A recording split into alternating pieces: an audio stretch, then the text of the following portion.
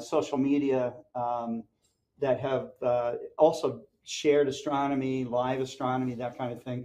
I think that if we're not the most prevalent one, we're one of. So that's to do 100 of these things, there is so many. I mean, there's literally hundreds and hundreds of hours, maybe over 1,000 hours of great information from speakers like Gary Palmer, Molly Wakeling, Jason Gonzell, Chuck Ayub has been on the program. We've had JPL scientists on the program. Next week, we will have the principal astronomer from the SETI Institute. That's the Search for Extraterrestrial Intelligence Institute, and I think it's going to be great. He is a fantastic speaker. His name is Seth Shostak, and so that's just one of the people that's going to be on. But you're going to see a lot of familiar faces coming on next Tuesday. So, are we giving away any prizes, Scott? Oh yeah. So, so this is the 100th anniversary, not the 100th anniversary, the 100th event. I keep calling it the 100th anniversary. We have the IXOS 100 mount, so we will be giving away an IXOS 100. We have 100-degree eyepieces, so you can expect a couple of those in there. So we will make it special. For those of you who don't know, the IXOS 100 is a go-to tracker mount. Great for if you have a DSLR and a camera lens, you can get into some tracking, so you're doing longer exposures. And if you've got like an ED80 or something like that, right in the wheelhouse for really getting into astrophotography and learning the ropes. It's also, Scott, as you well know, very powerful because you can wire it to a computer and do some incredibly high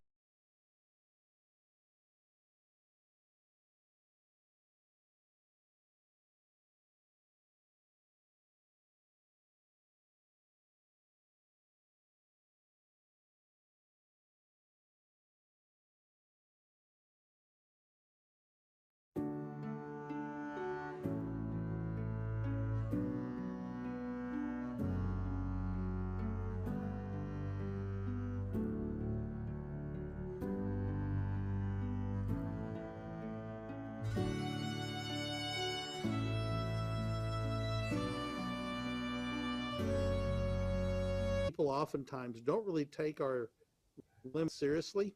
And JR lives down in Louisiana. He is running a 180 millimeter Maxitov Cassegrain and camera gear on the XOS 100, running with 24 pounds of gear on his telescope, and has added extra counterweights to get 18 pounds of counterweights. Doing planetary. And he's doing astrophotography with that rig?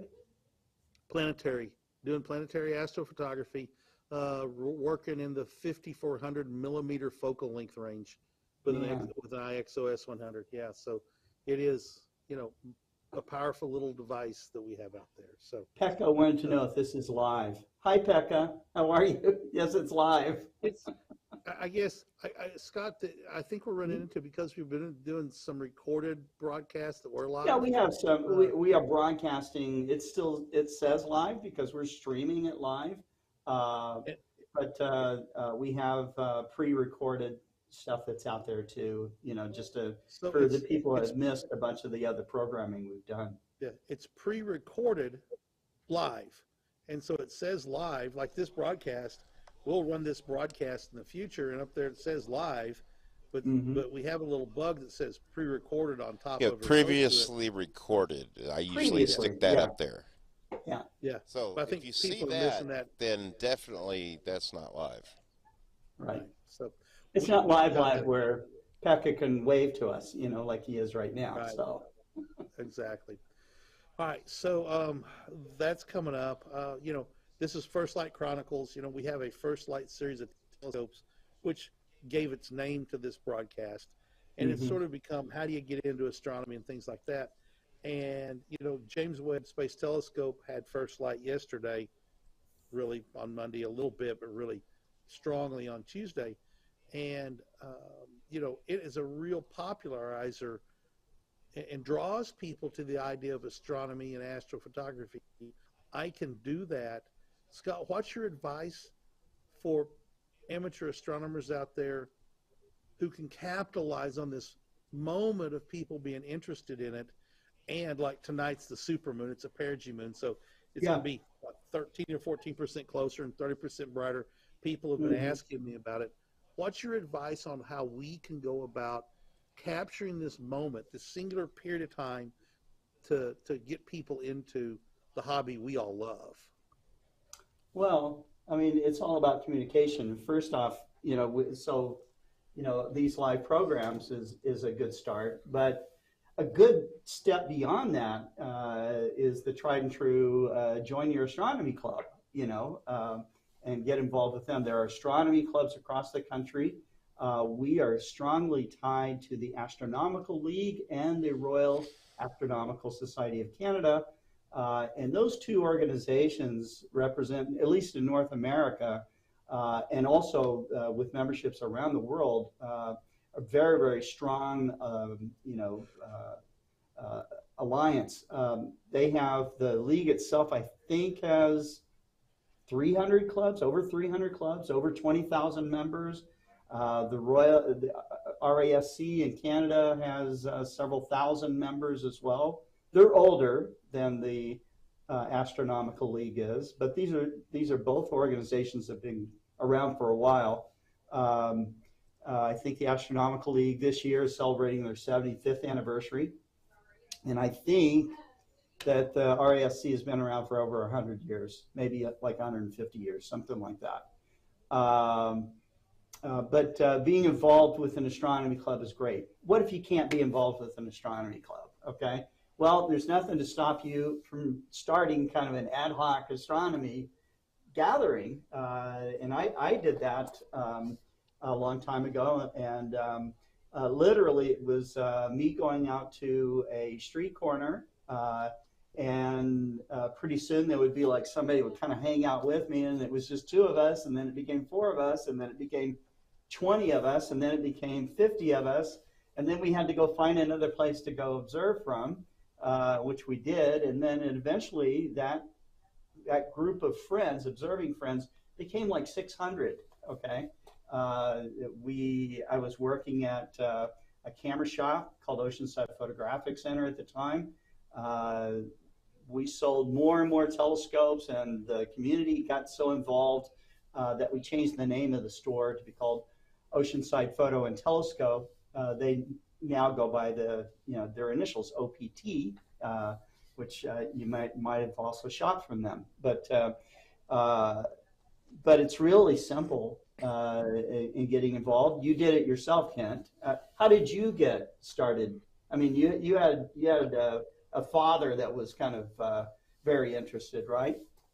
Right. Dad would take us out, and binoculars, or just go out and watch meteor showers. Growing up in the 60s, hang on, I got an earbud falling out. Growing up in the 60s, now this one wants to fall out. That was weird. So growing up in the 60s, on the north side of a town that had a couple thousand people in it, down in the Arkansas River Valley, the skies were spectacular. And I don't remember them being like they are, but I think that memory fades. But I can remember comets, Bennett and West in the late 60s and early 70s. That's cool. Just stretching, big knot, a great comet, a big, bright, obvious nucleus and a big long tail that stretches across the sky. I mean, the comet Pan-STARRS that's out there, it's hard to see it in a telescope, especially right now because of the moonlight. But it's not a big obvious thing. People look up and go, oh my gosh, there's a comet. Well, with those, people look up and say, oh my gosh, there's a comet. We haven't had one of those in a long time. But, we would try to do some photography on lunar eclipses and things like that. And just, go out and hang out, which I really advocate as a great way to get a kid involved in astronomy. And, it may be they go on with life and don't have that interest. But we see this really typically, Scott. People get in their 40s, 30s, 40s, and start getting that hankering for astronomy again and get back into it. We see that pattern all the time. Well, You that's know, what Galileo did. He got started in astronomy when he turned 45. So, you know, so and he had a nice run at it, but which still yeah. affects us today. I really wonder what was Galileo's childhood like that got him started, interested in stargazing. I can imagine he was out, in Florence or wherever he was and seeing incredible skies back then. I mean, no light pollution to speak of, right? None, zero light pollution. There. I don't. I mean, how much light pollution can you have from With candles. Yeah, none. You know, you might have Not much. when the industrial revolution gets going, you start having some air pollution that would have affected them, Yeah. but you still Oh, yeah. have inky black nights. I think his childhood was one of curiosity. You know, there's an innate curiosity and a wonder people have, and you know, if you're curious about things, I mean, he had to be curious about the telescope because he was like, wow, and he thought, well, I wonder what the sky looks like with this, and he looked at Jupiter and went, wow, look at that, you know. He just, you know, he looked at the sun and observed sunspots, and you know, I mean, it's just, I think it's just being curious. And Scott, we saw this on Friday, had a couple come in the store, and the wife was wanting to buy a telescope and mount for her husband for their wedding anniversary, and we were talking to them, and they, you know, they're not rushing to buy something, and they live up in a fairly dark part of Southwest Missouri, live an hour and a half away, and you and I were going, and a group of us were going to a place in Bentonville, a bicycler bar and restaurant to do outreach. And I told them about a good barbecue restaurant in Bentonville and where we're going. I said, come by. And they show up. So you saw this happen. She looks in a telescope at the sun, and he looks at it, and she stands up, and she's like in awe. And then when it got a little bit darker, we put a 16-inch telescope on the moon. And I wasn't over there with you, but Scott, you told me she took over the telescope and started showing She people took over the telescope. We showed her how to use, focus it, move the telescope, and all the rest of it. We just showed her once, and then she's like off and running. And then she's sitting back with her husband. The husband was supposed to be the guy that was really into it and very interested. I mean, they drove down from another state to be there for this. Okay. And this older guy comes up, and she can see that he doesn't know really how to look into the telescope, and she goes up and shows him how to focus it, how to center up the moon, how to do all this stuff. And I mean, she owned it at that point, so she was all in. Cool. She was all in. Yeah. She was all in. She went over what I call the tipping point really fast, so that night she was reborn as an astronomer. Yeah, absolutely. She was, and I was talking some technical stuff, how the mounts work and the go-to works and things. And she was like, but when she saw the sun, it saw sunspots, she was full of questions. Yeah, that blew her away. And then when she saw the moon through a 16-inch Newtonian or Dobsonian telescope, she was hooked deep, and I think she's hooked. She actually messaged Saturday and said, you were talking about that star party in Arizona. When is it? Because we're going. And so, just like, and it wasn't him. It wasn't Eric doing all this. It was Stephanie. Yeah, Eric was kind of quiet the entire time. His wife was really, that was great. That was great. Yeah, it was. Becca is mentioning about his first experience. I'll read it to you. He says, my dad was also very interested in astronomy, and if he hadn't bought those first binoculars for me 47 years ago, I don't know what I would observe with, but astronomers, but an astronomer would I be he's saying for now on, basically that's when he became an astronomer, and he thinks it's in the DNA. And then Pekka wants to know when he can send his congratulations video for the 100th. Send it in today if you can. That's great. Yeah, Pekka's been on multiple times as well, so for sure. Yes, he has. Oh, and we were talking about OPT. They're an authorized Explorer scientific dealer, There you go. A little plug for them. Oh, So support the dealers. Well, the first Support ones, the dealers actually. here. Yeah. So Scott, back go to the first light, the James Webb Space Telescope. Yeah. One thing, I think is important to discuss is why it's so much better and how, because all the talk, well, it's an infrared telescope. And, well, why does that work? And Paul, pull up that graphic if you would, please. Which one? The NASA. SOFI, the infrared from SOFI. So there it is. There we go. And Scott disappeared. Nice. Scott is magic. He made himself disappear. Okay. So what you're looking at is obviously a constellation of Orion in the visible light, and then you're seeing it in infrared. And so why is infrared better than visible light? Well, down below that you can see a spectrum with high energy gamma rays on the left, and then it moves to X-rays and UV, and then it shows you the visible wavelength in the spectrum of the rainbow. And then on the red side of the rainbow, it goes into the infrared, and then it goes into radio waves, okay? So if you start, it turns out that most interstellar dust is about the diameter of the wavelength of light, which means the light runs into all that dust and scatters. So visible light becomes opaque or just totally dissipates when it runs into clouds of interstellar dust. The long wavelengths of that infrared light, it go right through it. It doesn't care, it just passes right through. So when we start looking at the sky infrared, we're seeing things in wavelengths that our eyes can't see, but the cameras can capture. And the James Webb Space Telescope has a very large aperture, extremely sensitive, very small pixels, giving it some really, really high definition. And that has allowed us to see what was literally invisible to us before. And it brings the invisible visible. I read somewhere, and I've thought of this, if we could see the night sky in infrared, it would be an astounding thing to see, because around Orion there's so much infrared and far red glowing. I mean, it'd just be spectacular. But that's why the infrared is important, and that's why we can see through these interstellar dust clouds, because those long wavelengths just go right through it. And so let's go on to some of those images. We've all seen them. But Paul, you want to pull one up? There we go. Is this Stephan's quintet?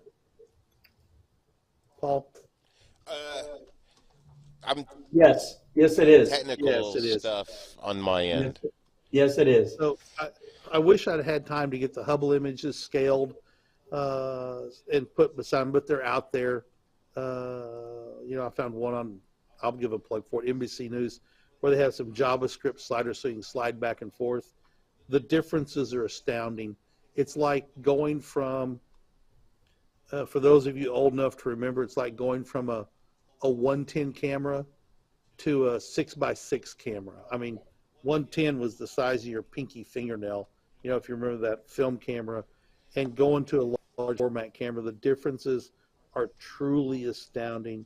The sharpness, the detail, and what you can see, but that deep field. Oh, yeah. Yeah, this comparison that they were showing the Hubble Space Telescope comparison yesterday on Global Star Party.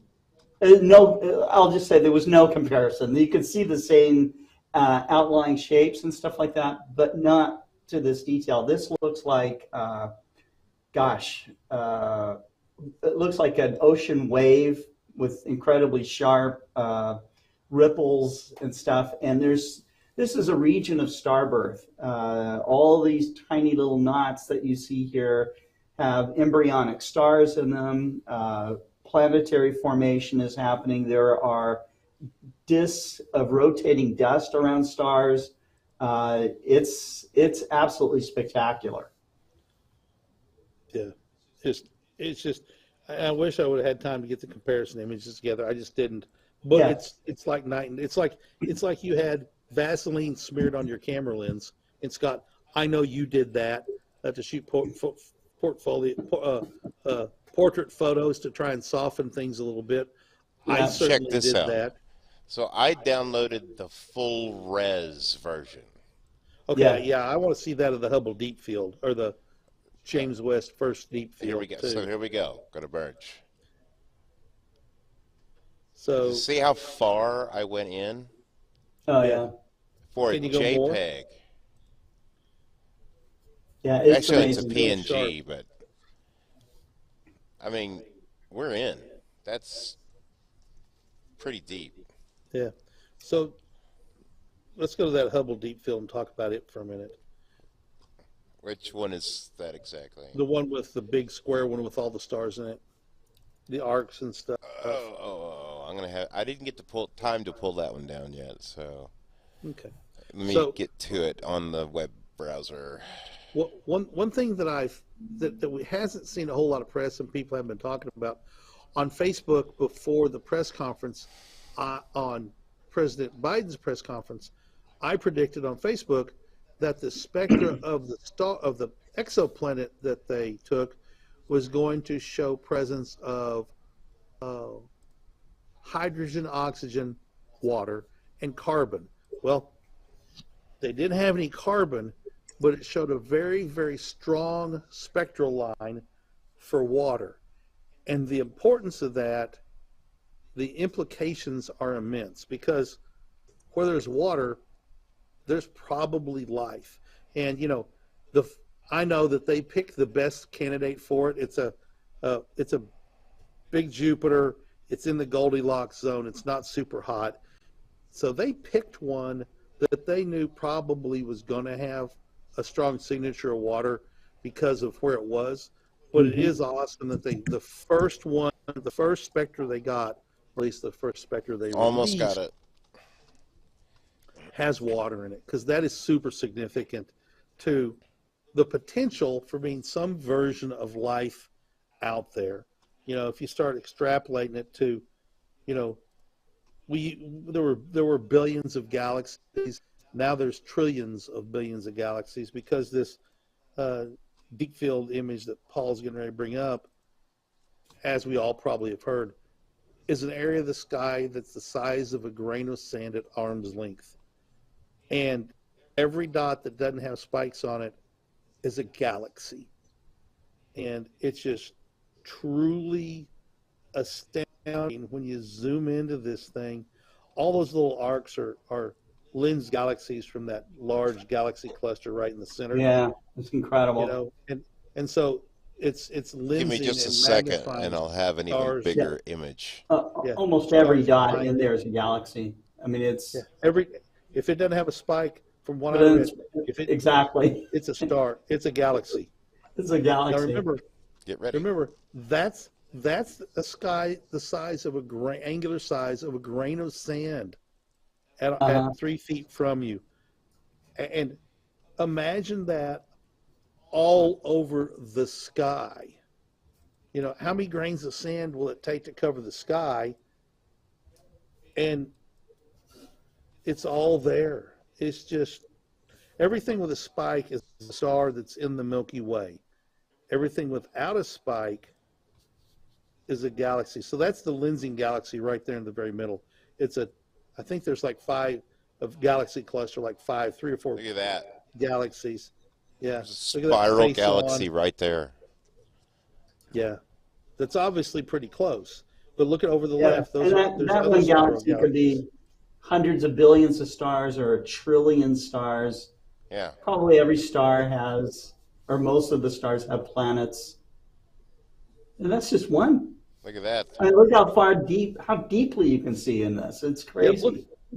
Yeah, and Scott, this is only 12 and a half hours of time.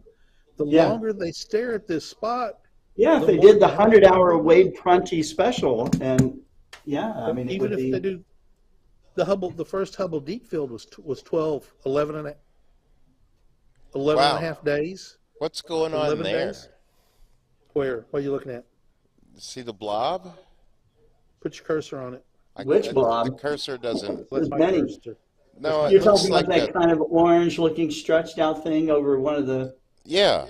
Yeah, that is a gravitationally lensed galaxy.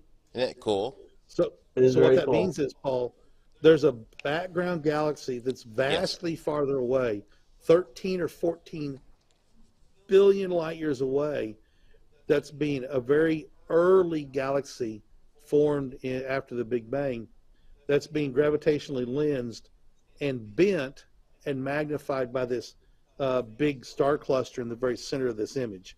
And so it allows us to see much, much farther in the past than we would otherwise. And we've been looking at lens galaxies for a long time. And there's actually people who go through and analyze them and then put them back together and assemble a picture of what the galaxy looks like. And so I'm sure there's people working on this right now. Like right there, that big smear that goes off counter, like a circle going up. I wonder if that's the telescope. No, it can't be, can it? No. Because there's other things that aren't smeared. Right. That's the light being pushed around, pushed and pulled. Bent, gravitationally lensed by that. By gravity. Yeah, it's crazy. By gravity, by the massive gravity. Look at all those galaxies, man. Which Einstein 1, 2, predicted. 3, 4, 5, 6, 7, 8, 9. Oh, just 10, in the 11, field right 12. here. You can just go on and on and on. Yeah, and let me show you how much I've zoomed in. Okay, let me put it right back in the middle. And just start zooming in now. Just start zooming in now, again. I can only take it so far with this software. Yeah, but go as far as you can. That's it. So every single white dot you see There's tons. Is a galaxy. And there's astounding number of little faint white dots in here that just blow my mind. How much, which I'm not surprised. So let's just say we have a telescope that can do 4 times this into space. And we see this galaxy. And on that galaxy, there's a little planet. And on that little planet, there's a bunch of people. It wouldn't matter anyway, because that was how many billions of years ago? This goes back more than 13 billion years. Yeah. So if you wave now. Because if I could see that, I would have messed my pants, okay? And then, even though it happened 13 billion years ago. So, can't go visit. I wouldn't go, oh, yeah, that just, it happened a long time ago. It doesn't matter. Just can't go visit. That's all. It would have blown my mind. It's the idea, it's just the scale of what's out there is very difficult for we mere mortals to be able to comprehend. The distances, like for instance, if you're going to fly a 747 to the moon, it takes 16 days to get there at the speed of a 747. And that's just, and you thought a flight to Hong Kong, Scott, is what? 16 hours? From here? 16 days. From here, 16 hours from central United States to Hong Kong, 16 hours. We're talking about 16 days to get just to the moon. Really like this. This is nice. You like that?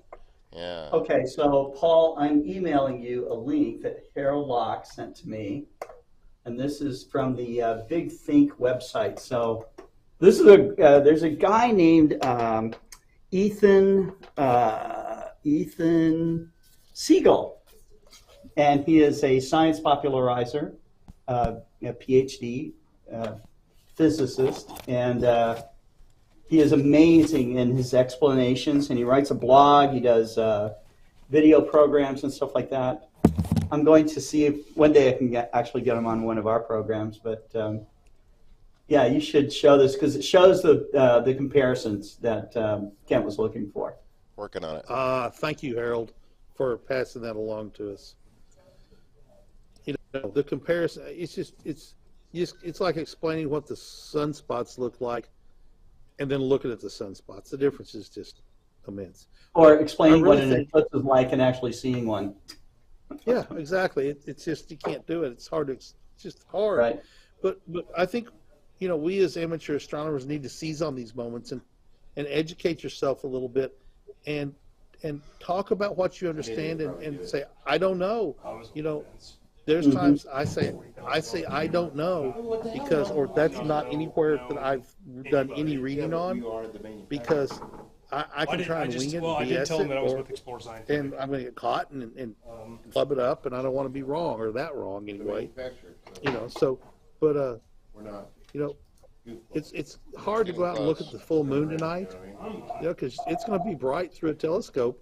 But go out and my wife is over at a friend's house, and they're going to turn the lights in the swimming pool off and lights in the backyard off, and just swim and watch the moonrise, tonight, and just Here we go. Ready? Visually enjoy it. Boom. There you go. Yeah. So what are we looking at here, Paul? You're looking at the website. What is does it say what the images are here? This is the James Webb's first science images before and after from the Big Think website. Now that it's fully commissioned, the James Webb Space Telescope begins its exploration of the universe, and here are its first science images. So it's not saying, I think the top one is a Hubble, and No. I think the middle and bottom ones are James West. No, the 3-panel, let me look here. It's really opaque, so I've got to get in there and really dig. This 3-panel image shows the views of the Carina Nebula's cosmic cliffs seen by, you're right, the Hubble, JWST's NIRCam instrument, and JWST's MIRI instrument. With its first science release upon us, the new era in astronomy has truly arrived. Sorry. Yes. So look at that dust. Look at the dust. These are not scaled exactly the same, I don't think. But look at the dust in the top one, the little clouds, which when we saw those images, Scott, from the Hubble, it was jaw-dropping, But as people were teasing, I was hopeful, but you think the Hubble images are jaw-dropping? Wait until you see the JWST, because it's going to make the Hubble pictures look like just snapshots, and that's the case. Absolutely the case. that'd be kind of cool. Well, and I have that image. There you go. It'd be cool. This is the full res image released, and it's another one of those that I can just zoom forever, and the detail stays. How big is this? A TIFF or a JPEG? Did you download? I got it this? as a PNG because Okay, TIFFs don't work well in the software. This particular image is 47.8 megs. How am I going too to do bad the you show can't and use be on the TIFFs. show? Yeah. Its dimensions are 11,264 by 3,904. That puts it at 7K, 8K. So it's pretty big. Zoom in there, Paul. Working on it. I mean, we're in there tight. No, you're just the patsy. Just incredible. Incredible detail. Some artifacts in a couple of places. Well, But sure. just, God, it's in. yeah, fantastic. Can you slide it to the left or up or down or something? Go up. I can a second from now. Hang on. Let me put you guys back up on screen.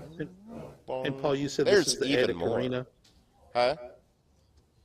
This is the Eta Carina Nebula, correct? The one that we were just looking at with the comparisons Yeah. from Hubble. Yeah. What's this one? Does it say? This is James Same. Webb. Same thing. This is the same thing. Yeah, Yeah. right.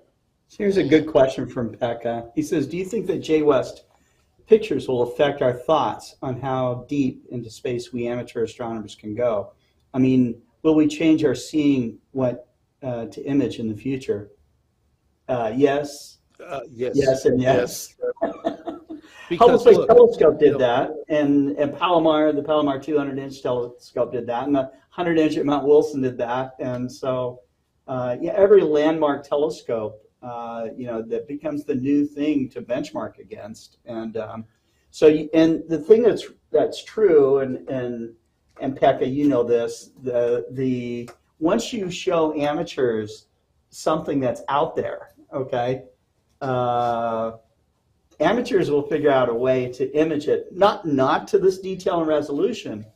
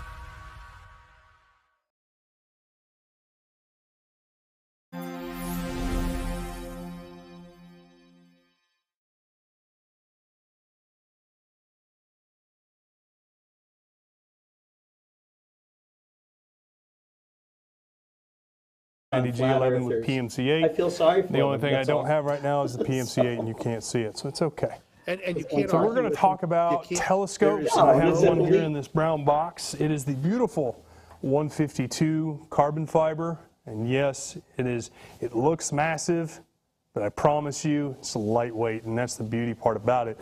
Is it is a huge, huge telescope. It's almost 6 feet long. It's like a wind sail. But I'm telling you, the thing captures so much immaculate detail. It is insane. It is the TED 152 208 CF. You mean the mount? No, the telescope. It's in the box. We're gonna kind of do an unboxing during the Amazon Live. You I know? didn't know you had it. Didn't Yeah. have it out of the box yet. Yeah, I don't have it out of the box yet. I'm going to save that for the viewers that want to come to the Amazon Live.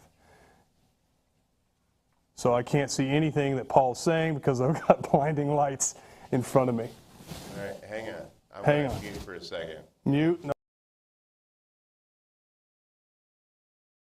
Oh, well, it's hot. I'm sorry. I apologize. I will refrain. I will refrain. I'm muted. Yeah, thank you.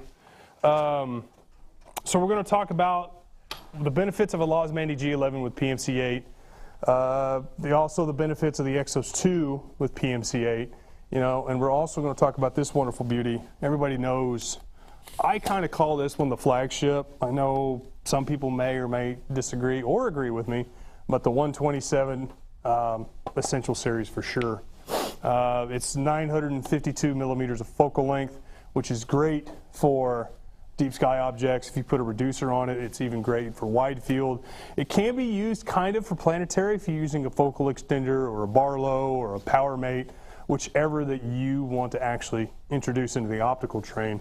And it's my go-to scope. I have the carbon fiber version, of course, the FCD 100, but this is a great, great starter scope for a beginner or there's not really an expert in the amateur astronomy community, and I don't think, but unless you classify a scientist the expert, because they're very, very smart. Scott would be considered an expert. Scott is definitely an expert. I would completely agree with you, Paul.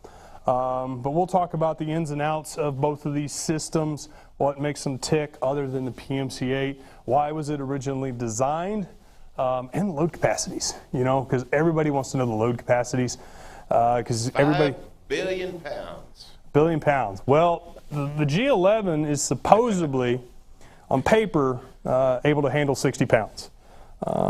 The way this thing is machined probably can hold a whole lot more than that, to be honest. If you don't want to break the warranty, but if you balance it correctly, Exactly. it can hold a lot. It can. If you have enough counterweight for the counterbalance, then you'll honestly be But fine. you have to be dead on or you're going to break something. You're going to definitely burn the motor or tear the gears of the worm, the teeth of the worm. But yeah, the 152 is, like I said, it's a long scope, and I won't be able to mount it on the G11 because it will literally stick way past everything. But once I lower the G11, I'll turn the deck, and then you'll see how long it actually is with the dew shield extended. It's pretty big. It does come with a 3-inch focuser. That's right, 3-inch focuser. 3-inch. That is huge. Most telescopes don't really need an adapter. Might need an adapter, but here's the beauty part. You do have the ability to go to a 2-inch, so it goes from 3-inch to 2-inch. So you can use a 2-inch diagonal, so you can use it for viewing pleasure.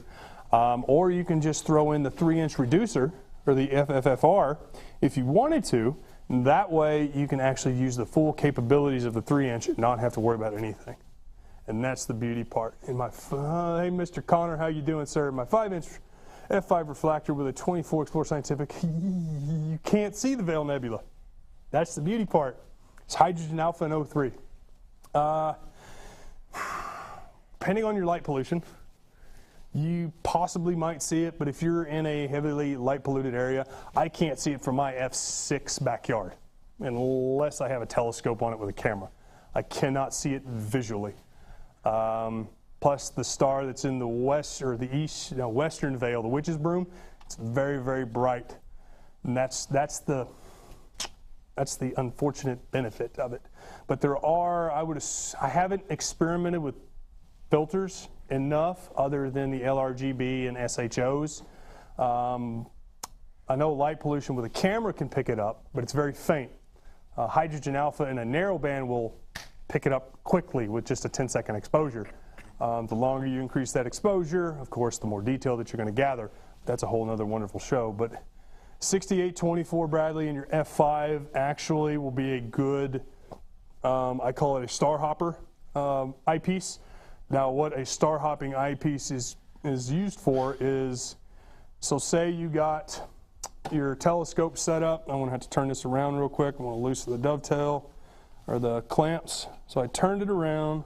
I'm going to loosen the deck. Paul, can you see that right here in the wide angle? Sure. So you got your dovetail. You'll have your straight through or your right angle corrected imager or your right angle finder. You got your eyepiece here. So what I see in here, my 9x50, 8x50, whichever you have, I should theoretically see it in the eyepiece. This is going to give me a much wider field of view, an 8x50, compared to the 2468.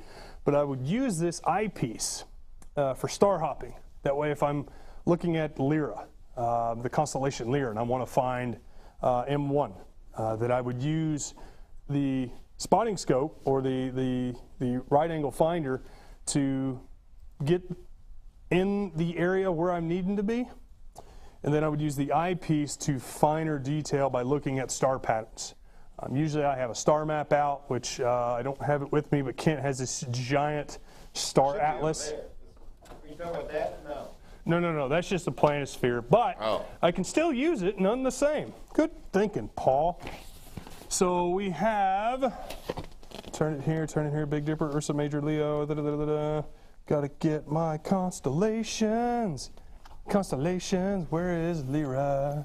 Where are you at? Virgo, Leo, Psycho, Cancer, Such Hydra. a weirdo. I know. This is how I actually learn it. I know. By singing it? By singing it. It's amazing what you can do when you can sing it. There it is, right there. So we got Lyra. I'm sorry, it's M57, not M1. So I know where Vega is. Granted, this is not in the correct orientation. I'm just showing in general. So I know where Vega is. So I start, and that's where I put my right angle image corrected thing, the RACI. I put it there, and then I use the eyepiece, and I walk down to the bottom star. Can't see it. I know. Hang on. Glare. Glare. Is that better? No, it's worse. Worse? Better? You're good where you were. You just got to watch where you tip it. How about that? Is that even better? Yeah. Is that better? Good. Now I got to find. Okay, so we got Vega down here at the bottom.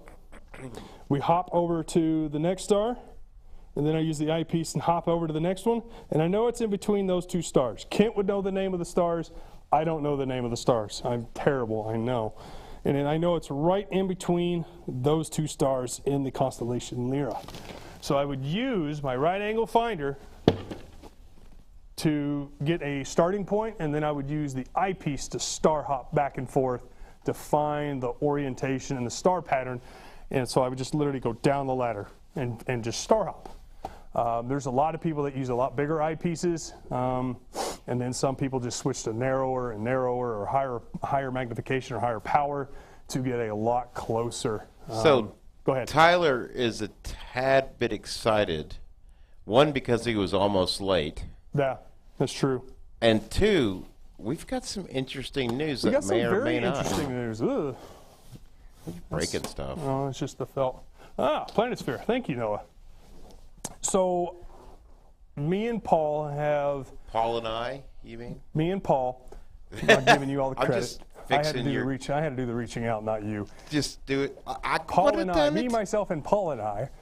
I'm just fixing your grammar, your diction. We had Paul had an epiphany, or more of a thought, and he thought that with a cinema camera, specifically a red, what is it, a red V Raptor? Yeah, Red V Raptor. I hear myself in the headphones when I talk, so it messes with me occasionally. Yeah, I don't blame you. It would mess with me too if I had to hear your voice in my head. You do, and you know it. 8K, right? 8K at 100. No, yeah, it shoots 8K, but 17. I thought it was 18. Is it 17 to 18 stops of dynamic range. That's insane. Yeah. So what was that, Thursday or Friday? Friday last week. Thursday. It was Thursday of last week. So I was like, these are expensive cameras. They're 45,000 and up, depending on what you're getting. Yeah. These are the same ones that they shoot all your Hollywood movies on. Yeah. Well, not all of them. I mean, you have other cameras. You get the Panavision, which is for film, and then you've got the Area Alexa, which is what they shoot James Bond on. Yeah. And then you've got the red camera. If you've ever seen an episode of Supernatural, that's all shot on red because it's dark. So the main purpose of this camera is it's an excellent candidate for low light photography. Like 17 stops of dynamic range. This thing will hold, literally, there's a video out there because Paul showed me that a guy's literally got cameras that are lit and placed throughout the room, and they're literally lighting up his whole face like it's like this. It is insane. Just candles. Low, soft white, soft light candles. I just got off the phone with them about 20 minutes ago. They're going to send me one, send us one to test. Send us one to test. So we're going to strap that dude on a telescope. And we're going to put it on a telescope. I'm going to put it on a tracker. We're going to see what this thing can actually do. And then report back to them. And just blow it up with publicity because it's their newest camera, if I'm right. Yeah. Correct, Paul?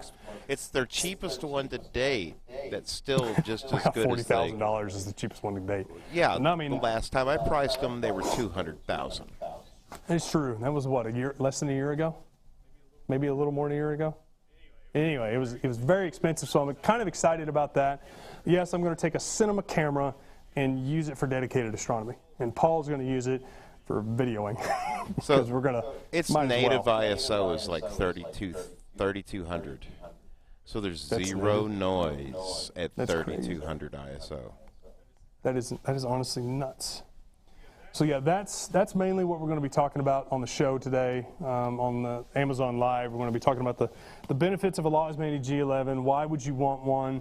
They do serve their purposes. Yes, it is very heavy, but with the basics of this one, you have the ability to break it down in 3 pieces. You have the RA clutches here to remove the RA. That way the deck, that way the whole deck comes off. You can tote it around, they're around 30 pounds. Same with the RA. The RA has got 3 bolts that are around the area. You loosen them up, turn, slide, pick up, you're done. It's another 30 pounds, and the tripod folds up nice and tight, out of sight and out of mind. And with the Exos 2 PMC8, it's literally just a head mount, but these are light enough compared to this bad boy that you can literally just I can pick it up with just the telescope and move it around. Don't recommend it, but it can be done if you need to move in a pinch. Always make sure when you move mounts, you need to take the counterweights off. The reason why I have this counterweight on is because I'm fixing to put on the big boy, the 152. So please make sure you tune in on Amazon because I'm going to unbox it. You're going to see what you get. 10 minutes left minimum. Yeah. So I mean that's pretty much this episode. And why you're wanting to get something like a 152? What's the beneficial purpose? Same with a 127. Why do you want to get a 127? Do you want to get because it's got some reach? Do you want to get it because it's light? Do you want to get it because it just says Explore Scientific? Who knows? I mean, this, like I said before, in my opinion, take it with a grain of salt. This is I consider this our flagship of telescopes. There's a lot of great images out there that's with this telescope. There's a lot of people that have this telescope that just love it. It's honestly the easiest thing to set up. It's the lightest thing to set up.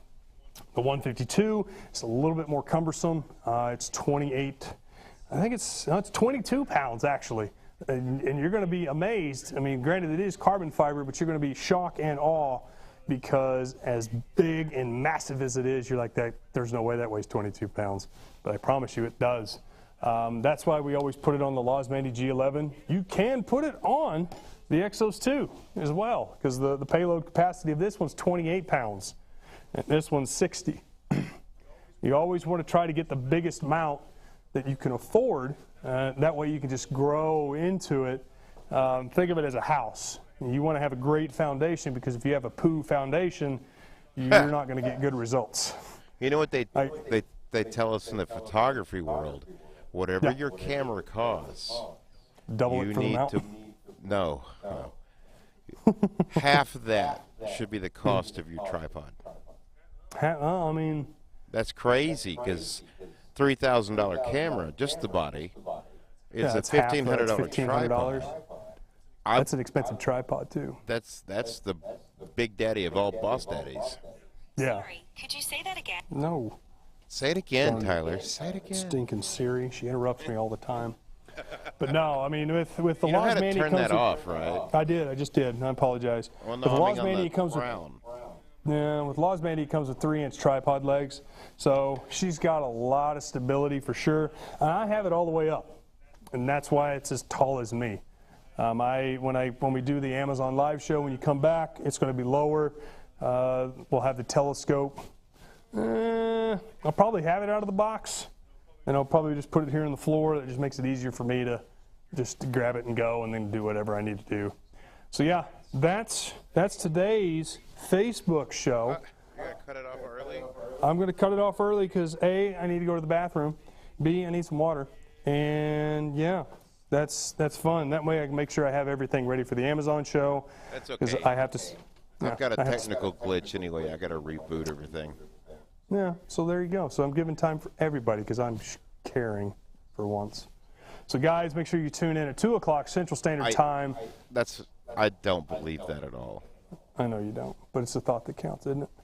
For the Amazon live show, we're going to talk about these bad boys and that big old We'll telescope. stream it on Facebook and Of course. YouTube as well, so you can catch Of course it there. we will. But we'd prefer you to watch it on Amazon for the fact that when you watch it on Amazon, we get a better algorithm response, and we can actually level up. And the more we level up, the more people they show it Level to. up. It's a video game. Level up. Yeah.